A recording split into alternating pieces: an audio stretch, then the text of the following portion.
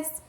So before you wonder why my video looks so terrible, in fact I've done this on purpose to properly demonstrate FrontOSA's natural behavior and the appropriate light settings for them. Now I'm only using a small spotlight on this aquarium at the moment because I would like to encourage more breeding, as a lot of people in Montreal seem to enjoy my FrontOSAs. This video will be mainly about FrontOSA behavior, how to keep them, what makes them happy, what makes them unhappy, and the best settings to have your FrontOSAs. If you see a couple of FrontOSAs floating, it's well, that's a whole different video. FrontOSAs often get float because in home settings, away from their natural habitat, they come get their food at the surface when you feed them. It's just natural, and for FrontOSA to eat food from the surface, it's very unnatural, so they end up swallowing some bubbles at the same time, and they end up with bubbles in their stomach. Now this will go away with proper care, but it could take like a few days to several months to resolve itself. So basically, about today's video, let's just begin with telling you where FrontOSAs come from and why you should strive to replicate as best as you can their natural environment, because it will simply make them happy and live a long, happy, healthy life.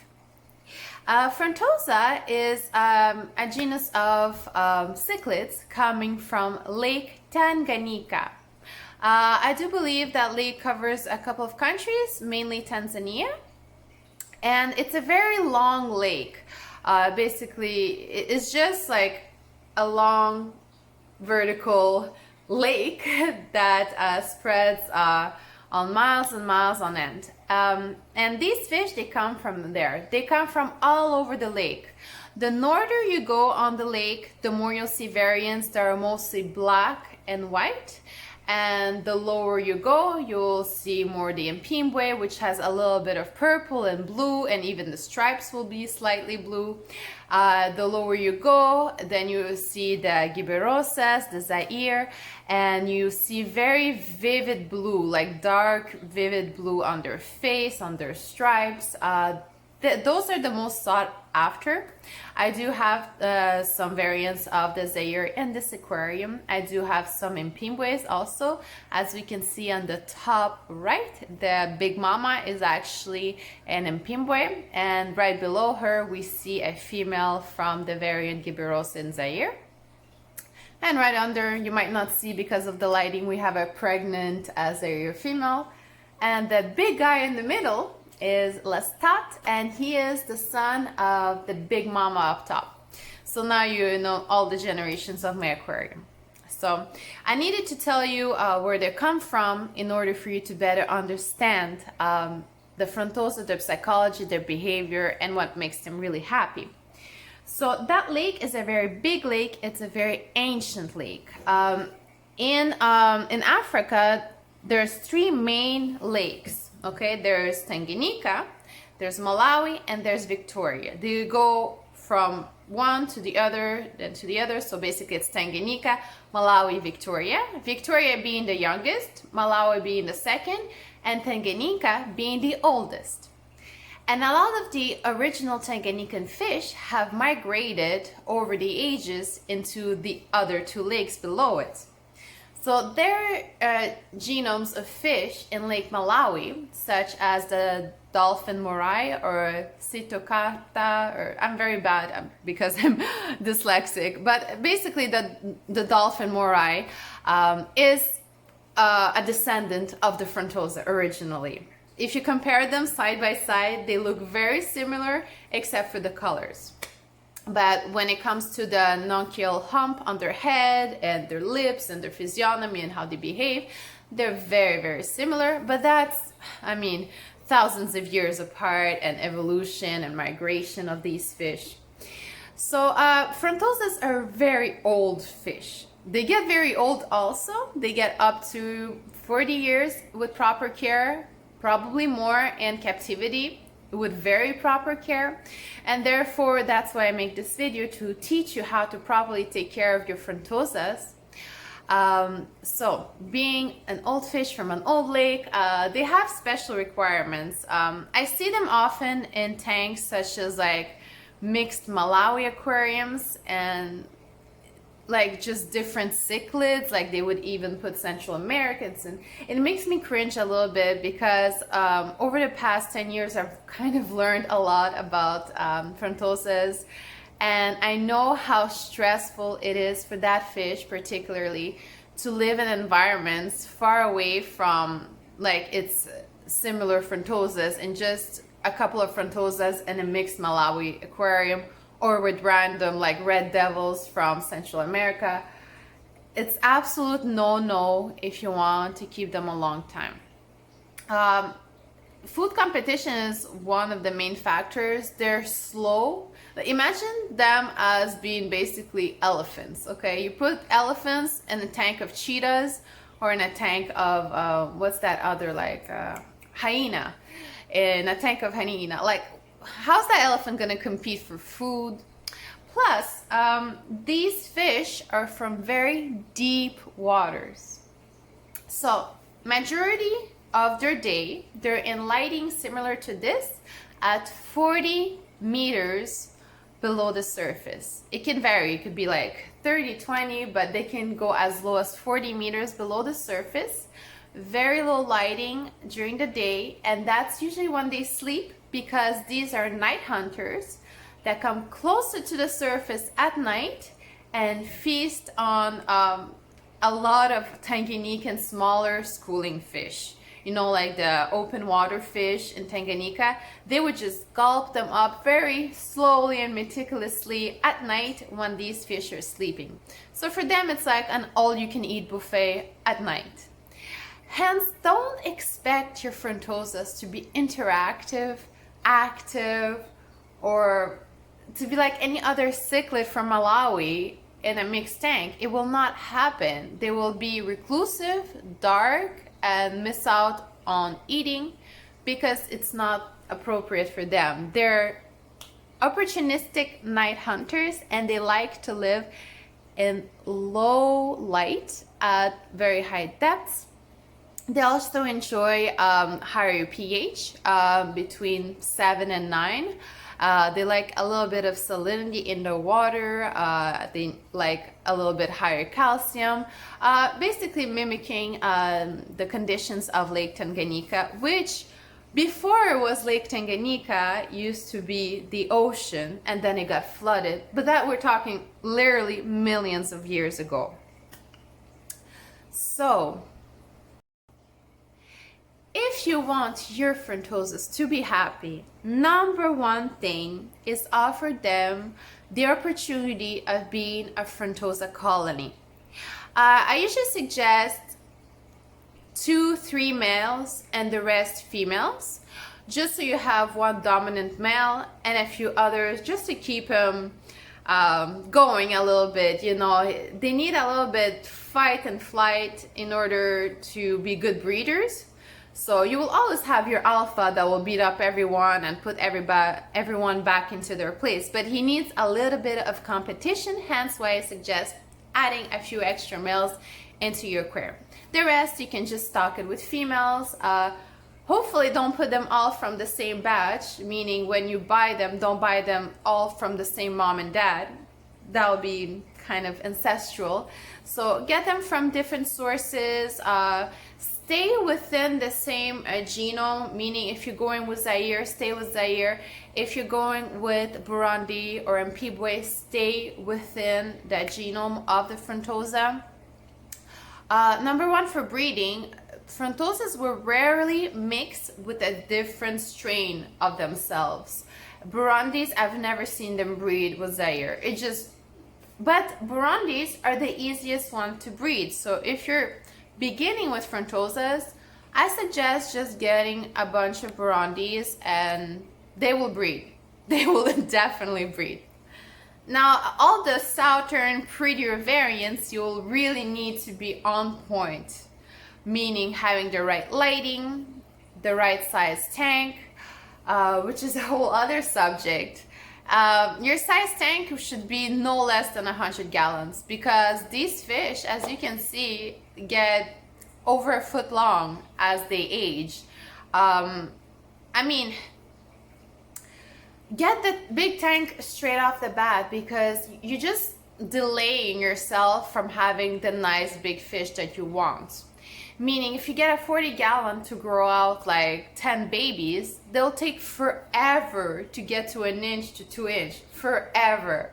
It will practically not be enjoyable for you, because you'll have to keep up with water changes and feeding, as if you were to put these same 10 fish in 100 or 150 gallon. Boom, in a year they're like 4 to 5 inches. So it's up to you how fast you want to grow them. If you live in a small space like me, currently I house them in a 135 gallon, but I do have a 300 gallon in storage in case they kind of outgrow this one, as they are at the moment. But fault of space, I cannot just put my 300 gallon yet in here, so we'll have to wait another year or so to upgrade them, but nothing less than 100 gallons. I mean, you could, but don't, because you're just gonna have to buy 2 tanks instead of 1. Just buy the big tank straight off the bat if you're really interested in investing in FrontOSAs.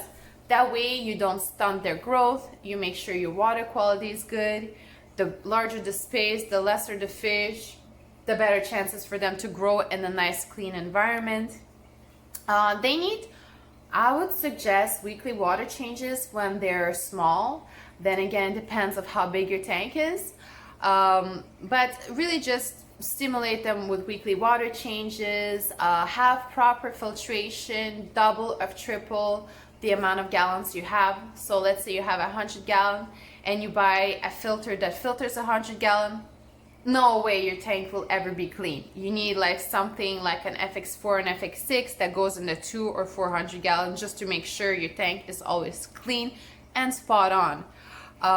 Or you can have 2 of the same filter that filters 100 gallon and alternate the cleaning of one this month and the other one the other month. That way you always preserve the right amount of good bacteria in your aquarium and you don't stress out your FrontOSAs too much.